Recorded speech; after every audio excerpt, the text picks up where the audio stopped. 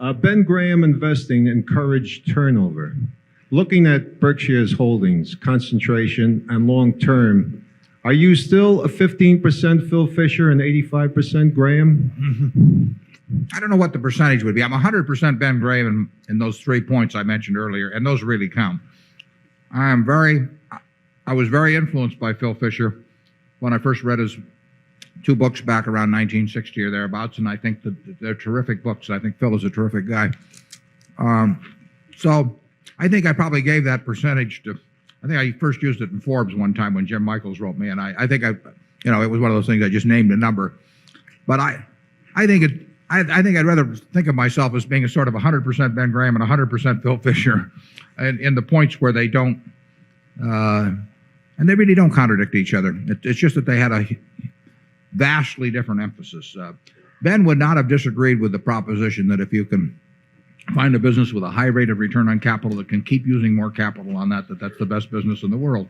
And of course, he made most of his money out of Geico, which was precisely that sort of business.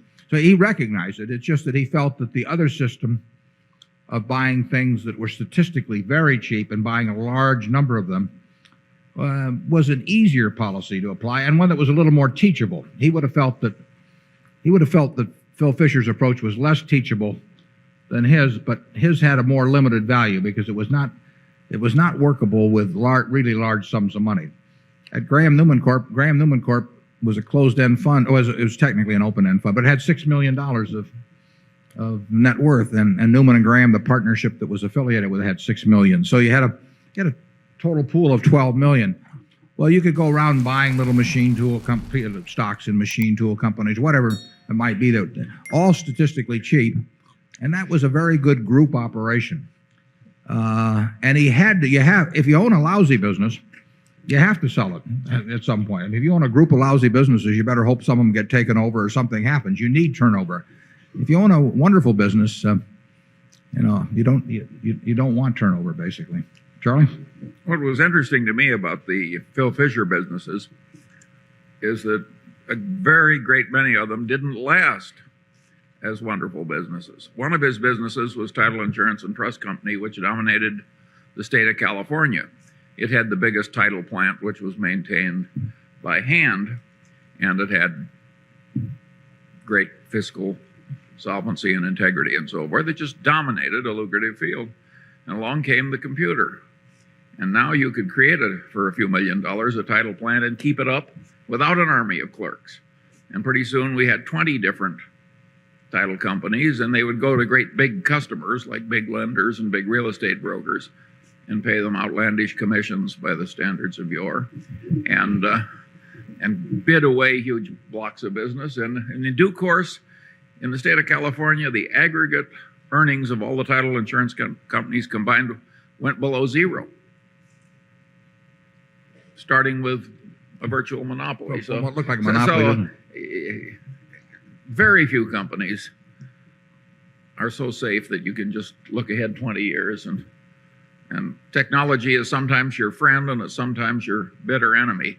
If Title Insurance and Trust Company had been smart, they would have looked on that computer, which they saw as a cost reducer, as one of the worst curses that ever came to man. It probably takes more business experience and insights to some degree to apply Phil Fisher's approach than it does Graham's approach. If you the only problem is you may be shut out of doing anything for a long time with Ben's approach, and you may have a lot of difficulty in doing it with big money.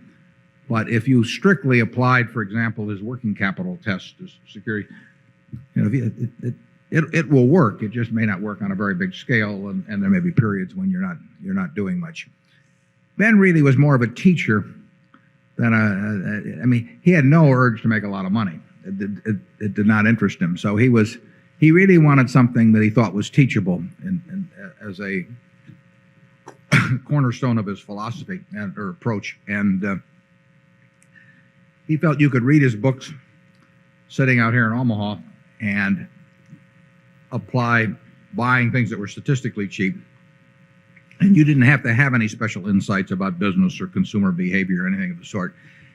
And I don't think there's any question about that being true, but I also don't think you can manage lots of money in accord with it.